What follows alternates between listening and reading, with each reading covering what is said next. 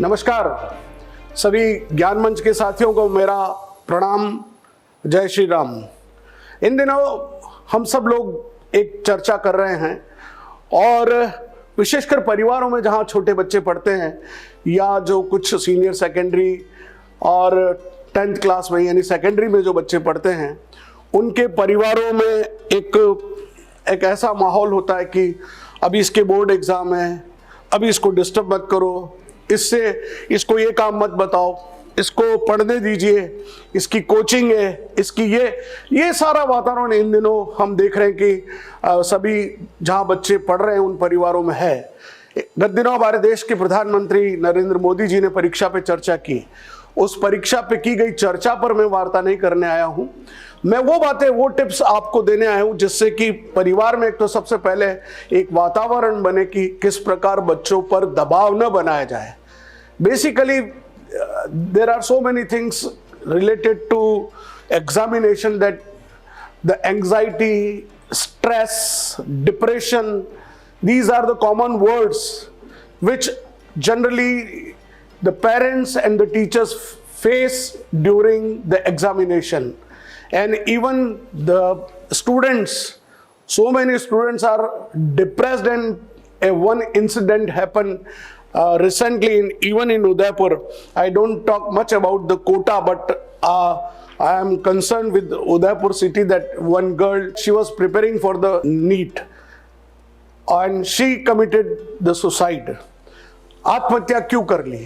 कि मैं अच्छा परफॉर्म नहीं कर पा रही हूं। मैं उन सभी पेरेंट्स को, सभी बच्चों को जो इस ज्ञान मंच को यहां पर सुन रहे हैं, मेरा आप सबसे एक बात निवेदन है कि मैं एक शिक्षक होने के नाते मैं आपसे एक निवेदन करना चाहता हूं कि बच्चा जो होना चाहता है सहज रूप से, आप अपनी बात काहे को थोपते कि तेरे को ये बनना है, वो बहुत अच्छा सिंगर बनना चाहे, वो बहुत अच्छा कोरियोग्राफर होना चाहे, वो बहुत अच्छा फिल्म मेकर होना चाहे। क्या इन चीजों की समाज में इंपॉर्टेंस नहीं है? आज एक बच्चा अगर कोई बहुत अच्छी कविता लिखता है, आज हम कितने कवि देखते हैं जिनकी महीनों की कमाई लाखों रुपए है। आप एक कुमार विश्वास जैसे कवि को उठा लीजिए, तो क्या वो डॉक्टर है, वो क्या वो इंजीनियर है, क्या है? वो एक कवि है। लेकिन उनकी किसी भी डॉक्टर इंजीनियर से रेपुटेशन, उनकी पब्लिक इमेज, उनकी कमाई बहुत ज्यादा है। तो हमारी सोच को बदलने के लिए इन परीक्षा के दिनों में मैं एक बात कहना चाहता हूं कि जो बच्चा, परीक्षाएं हैं लेकिन ये जीवन की परीक्षाएं नहीं है, ये जीवन के तैयारी की परीक्षा है। लोग क्या समझते हैं कि ये हमारी जीवन की अंतिम परीक्षा है। अरे ये तुम्हारी अंतिम परीक्षा नहीं है, ये जीवन जीने के लिए उन सीढ़ियों पर चढ़ने की एक तैयारी मात्र है। तुम एक एक सीढ़ी जब चढ़ते चले जाओगे, ज्ञान अर्जित करे जाओगे, एक्सप्रेस करते जाओगे, उनको अंकों में कन्वर्ट करते चले जाओगे, एक दिन आएगा कि तुम उस फैक्ट्री में बनी हुई कार की तरह जब सड़क पर चलोगे। एक कार फैक्ट्री में बनती है तो फैक्ट्री में बनती तो वो फैक्ट्री में चलने के लिए थोड़ी बनती है। उसको कलर होता है, उसके इंजन होते हैं, उसके टायर्स होते हैं, उन सबको चेक किया जाता है, वहाँ बार बार चेक एंड बैलेंस होता है। उसके बाद जब डिलीवरी होती है तब भी प्री डिलीवरी इंस्पेक्शन होता है। लेकिन वो टेस्ट नहीं है उसका, वो शोरूम के लिए नहीं बनी, वो असली टेस्ट होता है उसका जब वो सड़क पर चलती है। तो वैसे ही हमारे जीवन की ये परीक्षाएं, ये फेजेस हैं जो हमारे उस प्रोडक्शन की रेंज की तरह चलते हैं। और हमारे जीवन की असली परीक्षा तब शुरू होती है जब हम समुद्र में, उस बहुत भयंकर बड़े समुद्र में जब जीवन के कूदते हैं, तब हमारी वो ट्रेनिंग की ऐसी परिस्थितियां है तो कैसे इसका सामना करना है, इसके लिए हम तैयार करते हैं। फिनलैंड के लोगों से पूछा गया, एक एजुकेशनिस्ट थे, उन्होंने पूछा हम अमेरिका और यूरोप में जो लोग हैं, इंफ्रास्ट्रक्चर की बात करें तो हम लोग 21 हैं फिनलैंड से। फिनलैंड तो 19 होता है, लेकिन फिनलैंड के बच्चे वो बहुत परीक्षा में बहुत आगे रहते हैं। आपका एजुकेशन सिस्टम बहुत स्ट्रांग है, आपके पास बहुत टैलेंट है, ऐसा क्या कारण है कि हमारे और आपके सिस्टम में ऐसी कौन सी ऐसी माइनर चीज है जो इस चीज में डिफरेंस पैदा करती है? फिनलैंड के एजुकेशन मिनिस्टर ने बहुत सुंदर जवाब दिया। उसने कहा, आप बच्चों को प्रतिस्पर्धा सिखाते हैं, हम बच्चों को जीवन कैसे जीना है ये सिखाते हैं। यही मूल भाव हमको समझने की है। हम भारत के आश्रम व्यवस्था में जब बच्चों को भेजते थे तो हम उनको भावी जीवन के लिए तैयार करते थे। वो लकड़ियां बिनना महत्वपूर्ण नहीं था, वो श्रम के प्रति आस्था थी, वो बाल कटाकर एक जैसा रहने का भाव समरसता का था कि कोई अमीर कोई गरीब नहीं है। गुरु की सेवा के पीछे ये था कि तुम हम्बल बनोगे, ये सारी बातें थी। सीधे परीक्षा पर आता हूं। इन दिनों आपको जिन बच्चों को, सबसे पहले तो ये कि हमारे जो स्मार्टफोन ने हमारी जो सारी मेमोरी को छीन ली है, हम इतने डिपेंडेंट हो गए, हम एआई के भरोसे हो गए। अब हमारी लैंग्वेज खराब हो गई। मैंने कल बच्चों से बात करी थी, आज हमारी जो एक्सप्रेशन पावर है इतनी पुअर होती चली जा रही, because they don't want to write whatever they want. They give the command to the AI, and AI is preparing, even AI is preparing a love letter. AI is preparing a poetry for the girlfriend. What is this happening in the world? You don't have your mind to express yourself. तो ये जो seize होता जा रहा है हमारा talent, तो पहली बात तो ये कि हमारी स्मार्टफोन का जो मिसयूज है उसको बंद करिए। हमारे सारे बुक्स का जो टेक्स्ट है उसको आप पॉइंट्स में कन्वर्ट करिए। एक छोटी बुक बनाइए, उस पॉइंट्स में पूरे टेक्स्ट को कन्वर्ट करके रखिए और उन पॉइंट्स को ध्यान में रखिए। जो आप पॉइंट को ध्यान में रखेंगे, आप अपने आप को एक्सप्लेन कर पाएंगे, एक्सप्रेस कर पाएंगे। फिर अगला विषय आता है कि आप अपने एम्बियंस को भी ठीक रखें। आप अगर म्यूजिक सुनने के शौकीन है तो लाइट म्यूजिक चला के रखें। आजकल एलईडी लाइट्स के जमाना है।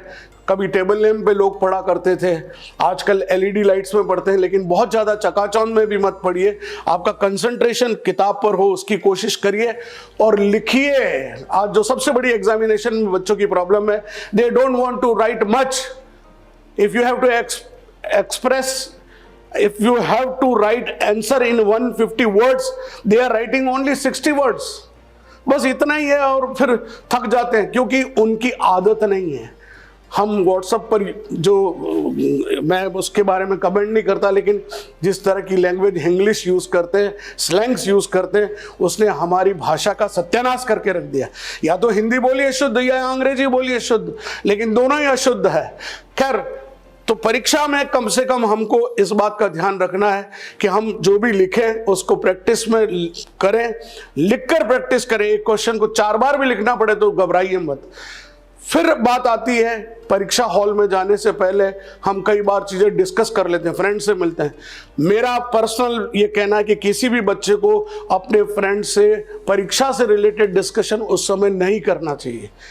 और मैंने ये नहीं पढ़ा, और मैंने ये भी नहीं पढ़ा, और तूने ये पढ़ा, मैं तो इसको छोड़ के आ गया। अब वो परीक्षा देने से पहले ही डिप्रेशन में आ गया कि मैंने तो पढ़ा ही नहीं। तो don't discuss anything. You should have confidence on yourself कि मैं कर सकता हूं, मैं कर सकती हूं। उस कॉन्फिडेंस के साथ एंटर करिए। फिर आप अपने पेपर को पूरी ईमानदारी के साथ पढ़िए, उसमें समय लगाइए, एक पेंसिल से उसको डबल टिक करिए जिसका आंसर आपको सबसे बेटर आता है, उसको डबल टिक करिए। बाकी जिस पर आता है उसको टिक करते जाइए, जिसको नहीं आता उसको गोला बना दीजिए। यानी मुझे डबल टिक को सबसे पहले अटेंड करना है, जिसमें गोला बना है वो सबसे लास्ट में अटेंड करना है। भले नहीं आता लेकिन अटेंड करना है। टाइम मैनेजमेंट, कितने क्वेश्चन है, कितना टाइम है, 3 घंटे का समय है। 7-8 मिनट पेपर पढ़ने में लगाइए, 7-8 मिनट लास्ट में रिवाइज करने के लिए लगाइए, यानी 15 मिनट आपको स्पेयर करने हैं। आपके पास 2 घंटे 40 मिनट लिखने के लिए हैं, इससे ज़्यादा नहीं है। तो इस बात का भी पूरा ध्यान रखिए। और सभी समझदार हैं, इंक एक ही यूज़ करनी चाहिए। अनफेयर मीन्स बिल्कुल नहीं, क्योंकि सरकार ने बहुत सारे कानून बना दिए हैं। अगर आप चीटिंग करते पाए जाते तो आपको सज़ा 1 साल की 2 साल की सज़ा भी हो सकती है। तो ये भी 12th के बच्चों को ध्यान में रखना पड़ेगा। फिर बात आती है एग्जामिनेशन के पेपर के बाद, जब बच्चे बाहर निकलते हैं तो वो पेपर डिस्कस करते हैं। मैं सबसे एक अपील करना चाहता हूं, मेरे साथ शायद पेरेंट्स भी एग्री ना करें, लेकिन मैं एक बीइंग एजुकेशनिस्ट एक बात कहना चाहता हूं कि don't discuss the question paper which you already attempted. क्यों? क्योंकि आपने जो उत्तर लिखा वो परमानेंट हो गया, अब उसका कुछ नहीं हो सकता। अगर आपने डिस्कस कर लिया और गलती से उसमें से 5 क्वेश्चन में से 3 गलत हो गए तो आपका आने वाला पेपर है वो भी खराब हो जाएगा। तो don't review your paper instantly, you review it after completion of all the papers. सारे पेपर हो जाए उसके बाद रिव्यू करिए। 5 पेपर अटेम्प्ट कर लिए, फिर उसके बाद एक दिन बैठिए, फिर रिव्यू करिए मुझे किसमें कितने मार्क्स मिलेंगे, उससे पहले नहीं। लेकिन हम क्या करते हैं, पेरेंट्स भी करते हैं, फ्रेंड्स भी करते हैं, सब करते हैं, बुला लेते हैं, रिव्यू करना शुरू कर देते हैं। तो इसको भी रोकना चाहिए। फिर प्रॉपर नींद लेनी चाहिए। कम से कम मैं मानता हूं कि बोर्ड के बच्चों को 5 घंटे तो सोना ही चाहिए, और 6 से 5 घंटे अवश्य सोना चाहिए। छोटे बच्चों को 8 घंटे नींद निकालनी चाहिए। परीक्षा में उसको कर्टेल करके वो भी 7 घंटे कर सकते हैं या 6 घंटे कर सकते हैं। Early morning wee hours are the best hours. जो बच्चे सवेरे जीवन में, केवल परीक्षा में ही नहीं, जो बच्चे 4 साढ़े 4 बजे उठकर, और लेट से लेट हुआ तो 5 बजे, 5 से 7 बजे का समय इतना बढ़िया है पढ़ाई का, उससे बेटर कुछ नहीं हो सकता। अमृत काल है, तो इस अमृत काल का उपयोग करिए। इस समय आप तनाव से फ्री होते हैं, शरीर बॉडी भी पूरी रिलैक्स होती है। आप जो कुछ पढ़ेंगे, लर्न करेंगे, उसको इम्बाइब कर पाएंगे।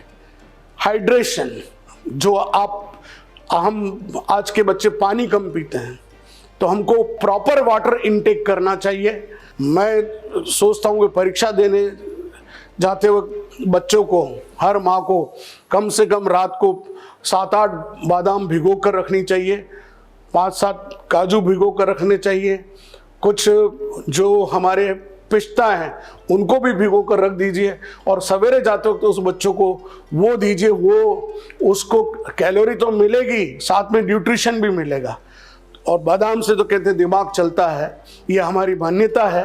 तो नेचुरली उसको और हल्का नाश्ता करके चाय और दूध के साथ भेजिए, और फिर बाद में वो जब आएगा तो अपने आप जो उसको खाना खाएगा। लेकिन इन बातों को अभी बहुत ध्यान रखना चाहिए।